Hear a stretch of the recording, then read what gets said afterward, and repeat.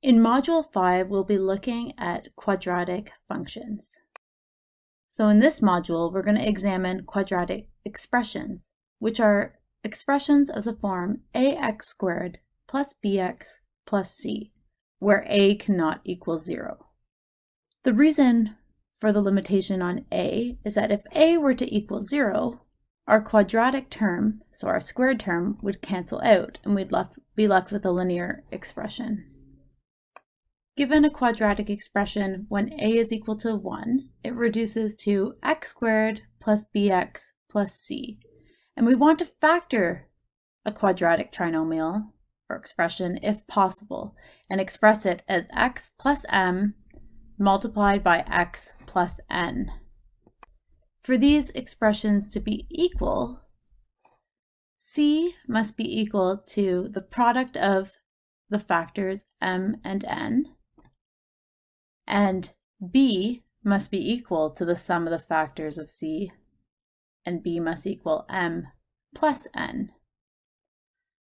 So once we determine the coefficients b and c from our quadratic expression, remember b is the coefficient of x and c is your constant, we want to list the factors of c.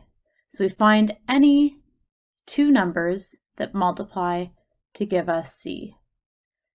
Then we determine the sum of each of those values, so m and n, and we want to find the specific pair of values m and n that sum to b.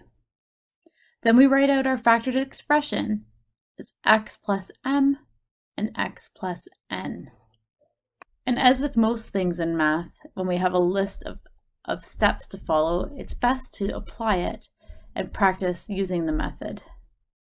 In this example, we're given the quadratic expression x squared plus 7x plus 10. So recall our b value is 7 and our c value is 10. The first thing we want to do is record all the factors that can multiply to give us our c value of 10. So all pairs of numbers that can multiply to 10. So we have 1 times 10 and 2 times 5.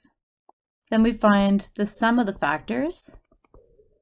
And when we look at the sum of the factors, we can see that the first sum to 11 and the second one's sum to 7.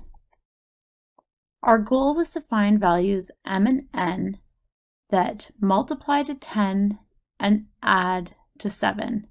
And that 7 is because of our b value. And we can see that that occurs when our values are 2 and 5.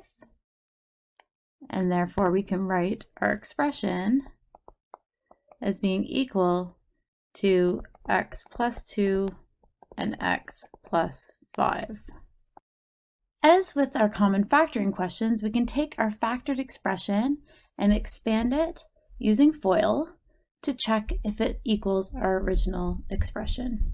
When we expand out our factored expression, then simplify, we get our original expression as desired. If you expand out your factored expression and don't get the original expression, it means that you did not factor it correctly. Let's do some practice problems. First, we have x squared minus 3x minus 10, and we want two numbers that multiply to give us negative 10 and add to give us negative 3. Looking at values that multiply to negative 10, we have 1 and negative 10.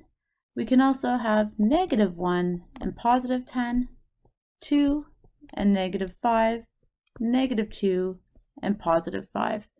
Now calculating the sum of each of those pairs of numbers, we get negative 9, positive 9, negative 3, and positive 3. We were looking for values that multiply to negative 10 but added to negative 3. Therefore, the values of interest are 2 and negative 5. Therefore, we can write our factored expression as x plus 2 and x minus 5. Again, you can check this result using FOIL and expanding at the factored expression to check if it equals your original expression. One more thing to remember is that multiplication is commutative, so the order in which we multiply doesn't matter. And this factored expression is equivalent to x minus 5 times x plus 2. So we can write the factors in different orders and it doesn't matter, it's equivalent. We have 2 more practice problems.